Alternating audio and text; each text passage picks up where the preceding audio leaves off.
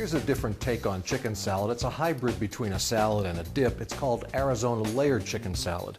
And I've started out by cubing 2 boneless, skinless breasts of chicken, and I'll cook them in a pan until they're nicely cooked through. I've also cooked 2 cups of rice. I thawed a half a bag of frozen corn kernels, and I also rinsed and drained a can of black beans. Now on the bottom of a glass dish, I'm going to combine a half cup of chunky salsa along with about a cup of cherry tomatoes that I've cut in half, and I'll smooth them into an even layer. Now I'll combine some chopped cilantro and a tablespoon of vegetable oil into the cooked rice, and then I'll create a layer over the tomatoes and salsa.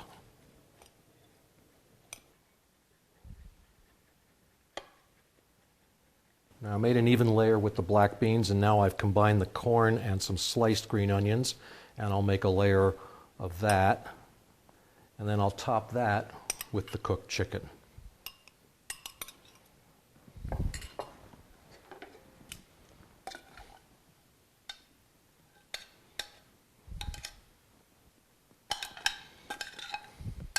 I'm going to spoon some store-bought ranch dressing throughout this salad. That's going to make it really good. And what's going to make it better is some fresh avocado slices and some jack cheese. And then I fried up some tortilla strips, and that will complete this Arizona layered chicken salad. You can get the recipe by logging onto the website or write to me here at the station. I'm Chef Jim. Thanks for watching Kitchen Guy, the tastiest 2 minutes in television. See you next time.